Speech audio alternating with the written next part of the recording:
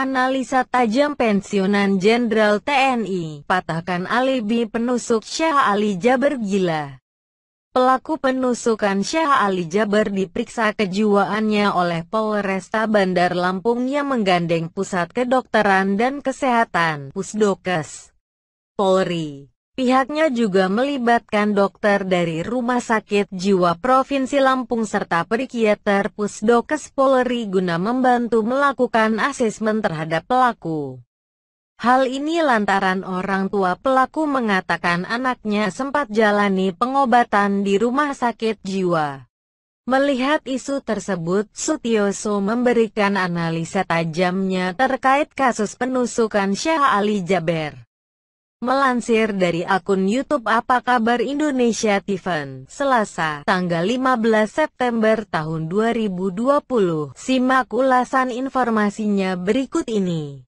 Menurut Sutioso, Kepala BIN tahun 2015 sampai tahun 2016 ini pelaku melakukannya dengan cepat dan tanpa ragu.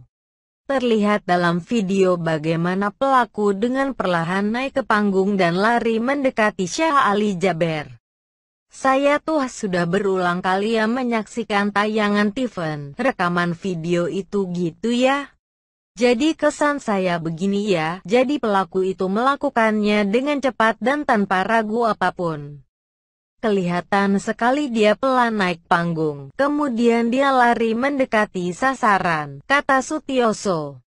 Menyaksikan video itu berulang kali, Sutioso mengatakan pelaku hendak menyerang bagian yang cukup mematikan yakni leher. Tak hanya itu, kekuatan ayunan pisau juga dirasa cukup kuat. Kemudian waktu dia menyerang, menusuk itu juga dipilih bagian yang cukup mematikan di leher ya. Dengan kekuatan yang penuh itu dari atas, lihat saja pisaunya begini kan, dari atas ke bawah. Lanjutnya, beruntung, Syekh Ali Jaber mampu menangkis serangan dengan refleks, sehingga pisau tersebut berakhir di lengannya alih-alih di leher.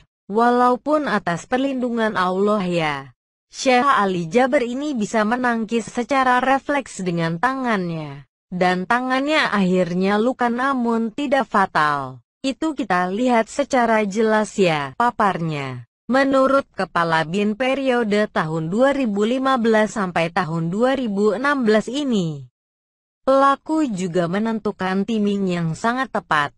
Seperti yang terlihat dalam video, aksi tersebut dilakukan saat Syekh Ali Jaber sedang berbicara dengan orang lain atau lengah. Nah, timing yang dia tentukan juga tepat sekali. Bagaimana menunggu sasaran ini lengah gitu kan? Waktu itu Syekh Ali Jaber lagi berbicara dengan orang di depannya gitu. Jadi itu lengahlah itu kalau dari serangan dan tidak terhalang. Tetapi bagian itu menyamping begitu kan, oleh karena itu dipilih leher, ungkapnya. Adapun jika pelaku bisa menyerang dari depan, menurutnya, pelaku akan menusuk area dada Syekh Ali Jaber. Dikatakan sebelumnya, pelaku juga melakukannya dengan penuh kesadaran dan tanpa ragu-ragu. Terlebih dia mencoba melarikan diri di waktu yang tepat meski berhasil ditangkap. Andai kata dia bisa menyerang dari depan dipastikan itu adalah yang paling mematikan, di dada yang akan dia tusuk gitu.